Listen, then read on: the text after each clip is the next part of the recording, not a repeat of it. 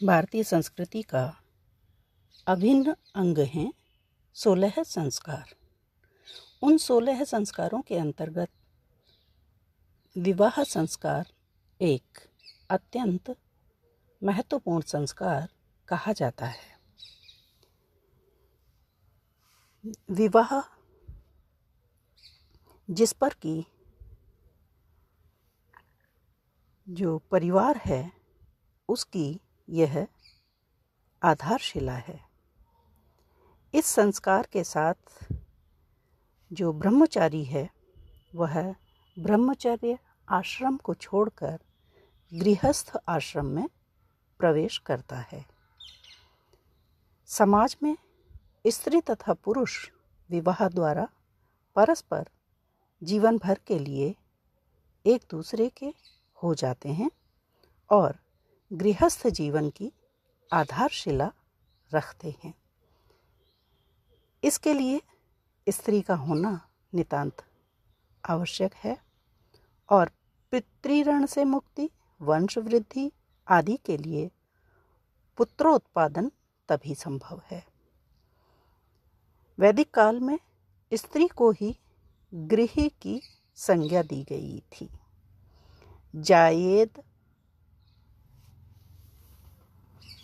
जायेदम अस्तम गृहिणी गृहम उच्यते। आदि उद्घोष स्त्री की महत्ता को भी सिद्ध करते हैं। विवाह संस्कार के बिना किसी भी प्रकार का धार्मिक कार्य संभव नहीं हो सकता। पति और पत्नी दोनों एक दूसरे के पूरक हैं और दोनों ही विवाह संस्कार में बंधकर पूर्णता को प्राप्त करते हैं। आज हमें समाज में जो विवाह का वर्तमान स्वरूप दिखाई देता है वह उसका स्रोत वैदिक साहित्य को माना जा सकता है। अथर्व संहिता में कहा गया है कि ब्रह्मचर्य तत्व द्वारा कन्या युवावती को प्रदान करती है। विवाह संस्कार में सप्तपदी की क्रिया का मूल रूप ब्राह्मण ग्रंथों में उपलब्ध होता है। गृह्य सूत्रों और धर्म सूत्रों में एक ही गोत्र में अथवा माता या पिता की ओर की 6 पीढ़ियों तक में विवाह संबंध निषिद्ध किया गया है। वर और वधू विवाह के लिए किन योग्यताओं वाले होने चाहिए, इसके विषय में नियम बने हुए हैं। स्मृति काल में विवाह संबंधी अनेक नियमों उपनियमों का व्याख्यान हो चुका था। वर वधू की योग्यता के आधार पर विवाह होने का विधान किया गया था। कन्या के रजस्वला होने पर ही विवाह का निर्देशन किया गया है। यदि उस समय तक कन्या का विवाह न हो तो प्रत्येक ऋतुकाल में कन्या का पिता भ्रूण हत्या का दोषी माना गया है। महर्षि याज्ञवल्क्य ने कन्या की योग्यता के संदर्भ में कहा है कि ब्रह्मचारी वर को कुमारी, सुंदर लक्षणों वाली, असमान गोत्र वाली, समान शरीर व स्वयं से कम आयु वाली, रोग रहित, भाई युक्त, असमान ऋषि गोत्र में उत्पन्न, माता से 5 पीढ़ी व पिता से 7 पीढ़ी पूर्व की शाखा में न उत्पन्न होने वाली कन्या से विवाह करना चाहिए। इसी प्रकार वर के संदर्भ में भी कुछ नियम निर्धारित किए गए हैं। वह ऐसे कुल से संबंधित होना चाहिए जिसमें 10 विख्यात श्रोत्रिय पुरुष उत्पन्न हुए हों और संक्रामक आदि रोगों से युक्त न हो। वर के विषय में कहा गया है कि इन्हीं गुणों से युक्त समान वर्ण वाला श्रोत्रिय श्रेष्ठ जिसका पुंसत्व परीक्षित हो चुका हो, युवा बुद्धिमान एवं मनुष्यों का प्रिय हो उस ब्रह्मचारी को कन्या दी जानी चाहिए। एतैरेव गुणैः युक्तः सवर्णः श्रोत्रियो वरः यत्नात् परीक्षितः पुंसत्वे युवा धीमान जनः प्रियः। मनुस्मृति में वर की योग्यता के विषय में कहा गया है कि कुल, चरित्र, शरीर, आयु, विद्या, धन एवं सनाथता अर्थात जिसके माता पिता हों आदि गुणों से युक्त युवा को कन्या दी जानी चाहिए। कुलं च शीलं च बपुः वयश्च विद्यां च वित्तं च सनाथतां च एतान् गुणान् सप्त परीक्ष्य देया कन्याः बुधैः शेषम् अचिन्तनीयम्।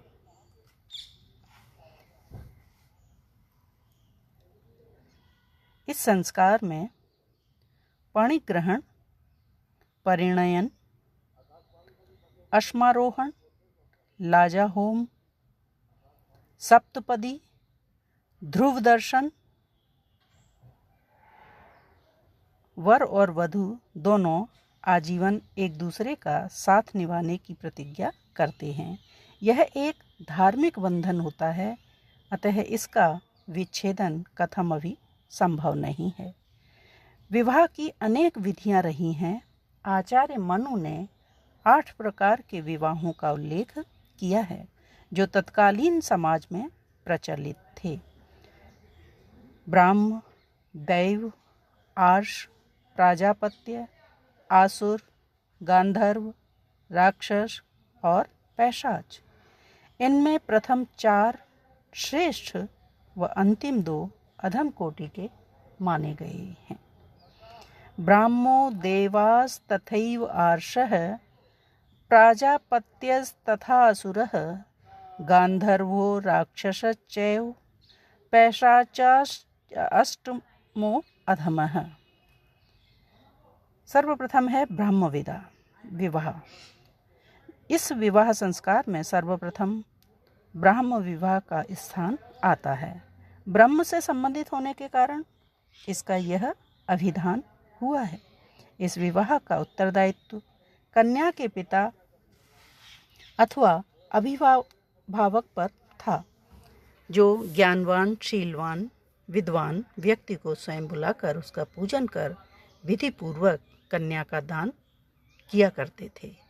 आच्छाद्य चार्चयित्वा च श्रुतिशीलवते स्वयं आहूय दानं कन्यायाः ब्राह्म धर्मः प्रकीर्तितः। और दूसरा प्रकार है दैव विवाह। कभी कभी यज्ञ कराने वाले पुरोहित के गुणों व योग्यता से प्रभावित होकर यजमान उसके साथ अपनी कन्या का विवाह कर दिया करते थे।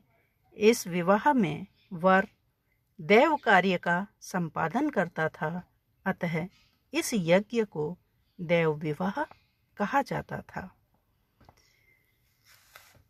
यज्ञे तु वितते सम्यक ऋत्विजे कर्म कुर्वते अलंकृत्य सुतादानम दैव धर्मः प्रचक्षते। तीसरा प्रकार है आर्ष विवाह। आर्ष पद ऋषि शब्द से बना है। जो धर्म का साक्षात करने वाले ऋषिजन थे, वे माता पिता और गुरुजनों की आज्ञा से विवाह बंधन को स्वीकार करके गृहस्थ जीवन व्यतीत करने का निर्णय लिया करते थे।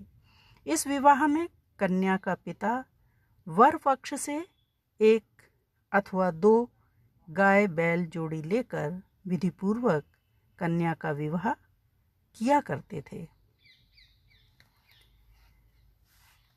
आचार्य मनु ने भी कहा है, एकम गो मिथुनम द्वे वा वरम वराद आयाय धर्मतः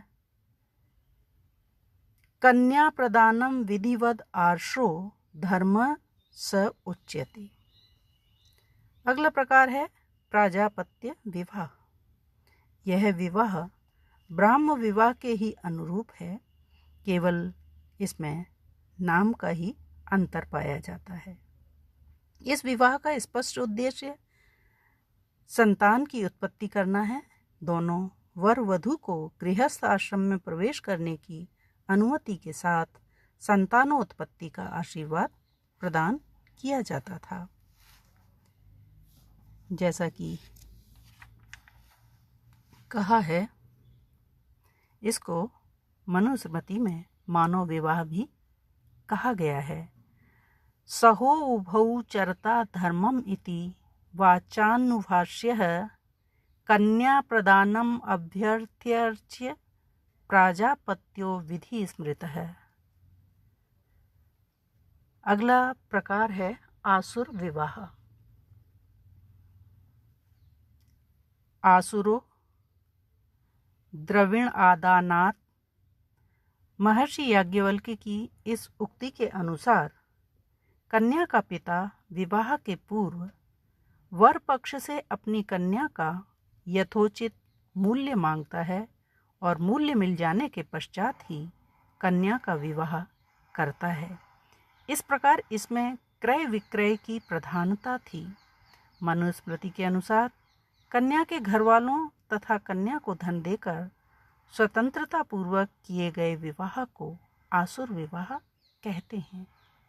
यथा ज्ञातिभ्यो द्रविणं दत्त्वा कन्यायै चैव शक्तितः कन्या प्रदानं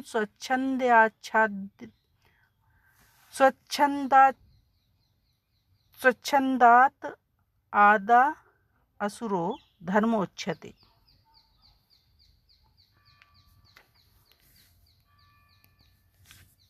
इस विवाह का घोर विरोध किया गया है। बौधायन ने लिखा है कि कन्या को बेचने वाला पिता घोर नरक में जाता है। और अगला प्रकार है गांधर्व विवाह। आधुनिक युग में इसे प्रेम विवाह या प्रणय विवाह का नाम दिया गया है। गंधर्व नामक जाति विशेष में प्रचलित होने के कारण इसे गांधर्व कहा गया है। इसमें युवक युवती में विवाह के पूर्व ही प्रेम होता है और वे स्वेच्छा से एक दूसरे का वरण करते हैं।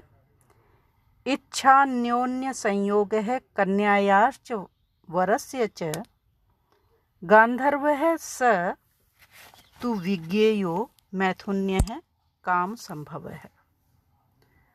अगला है राक्षस विवाह। युद्ध काल में सामंत परंपरा में इस विवाह का सर्वाधिक प्रचलन रहा है। अधिकांश राजा, बादशाह, वीर पुरुष आदि शक्ति के बल पर ही कन्या से विवाह करते थे। राक्षसो युद्ध हरणात्। याज्ञवल्क्य की स्मृति के अनुसार युद्ध में हरण की गई कन्या से बलपूर्वक विवाह राक्षस विवाह है। मनुस्मृति के अनुसार हित्वा छित्वा च भित्वा च क्रोशति रुदति गृहात् प्रसह्य कन्या हरणम राक्षसो विधिरुच्यते। अगला और अंतिम है पैशाच विवाह। 8 प्रकार के विवाहों में यह सबसे अंत में और निम्न कोटि का माना जाता है। पैशाच है कन्या का छलात्। याज्ञवल्क्य की स्मृति के अनुसार छल पूर्वक कन्या से विवाह करना पैशाच विवाह है, जिसमें सोती हुई, बेहोश, पागल, उन्मत्त कन्या के साथ समागम किया जाता है और पुरुष के इस पैशाचिक कर्म के कारण ही इसका नाम पैशाच विवाह पड़ा है। सुप्तां प्रमत्तां मत्तां वा अहो यत्रो उपगच्छति स पापिष्ठो विवाहा नाम पैशाच अष्टमो अधमः। हालांकि समाज में सवर्ण विवाह ही उचित और अच्छे माने जाते थे, तथापि प्राचीन समाज में अंतरजातीय विवाहों का भी प्रचलन था, जो 2 प्रकार के थे, अनुलोम और प्रतिलोम। अनुलोम विवाह में पुरुष स्वयं से निम्न वर्ण की कन्या से विवाह करता था, जैसे ब्राह्मण पुरुष का क्षत्रिय या वैश्य कन्या के साथ विवाह करना।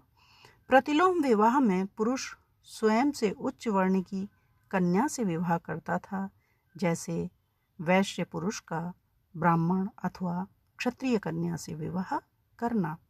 धर्मशास्त्रों में अनुलोम विवाह को तो मान्यता दी गई थी, परंतु प्रतिलोम विवाह का विरोध किया गया था।